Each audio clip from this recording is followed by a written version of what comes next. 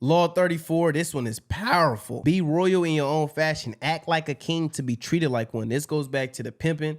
This goes back to, nigga, just the core fundamental principles. It's like, nigga, act like a king to be treated like a king. Your behavior demonstrates your value. It's the biggest indicator of your value. How do you behave? And so many people devalue themselves because they treat other motherfuckers like kings. They idolize other motherfuckers. This right here is powerful. The way you carry yourself determines how you treat it. A king thinks a certain way and they act a certain way. My mama. But you know, also one thing that I like about at least the Game of Thrones and well, House of Dragon, they display it every so often is like whoever the king is, they got peasants, right? But they throw the peasants little nuggets here and there.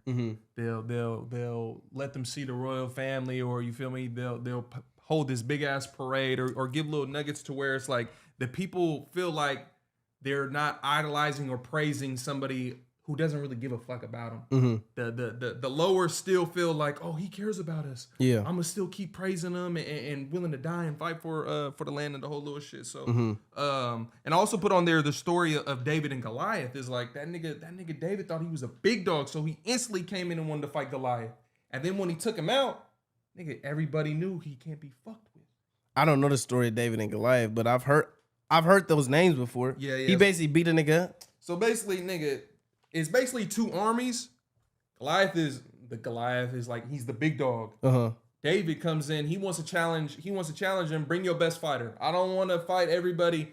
Just bring your top dog. He beat the big dog. He beat the big dog, and everybody else had to fall in line. Like, damn, he took out our best guy. Well, we can't fuck with him. Yeah. So let's just fall in line. Yeah. So another thing to play off that whole the Game of Thrones shit is kings also got mentors. A lot of times the hand of the king be the one who kind of running shit the most, or they'll have a counsel who counsel them and gives them advice and gives them wisdom. So that's another thing too. Act like a king, be treated like one. It doesn't mean you don't have mentors or people who you respect and who you get wisdom from. See, this is also, and this goes back to never outshining the master. A lot of times because people have such an arrogant perspective of themselves, they're too arrogant to get advice from an OG or get advice from somebody else. People end up fucking themselves over, going back to trying to outshine the master, and they become uncoachable. The king also has counselors. The king has people who puts him on game, who gives him wisdom. And this is another powerful quote from Game of Thrones. So he said, the best kings, nigga, is someone who's wise. And a wise kings know who to listen to.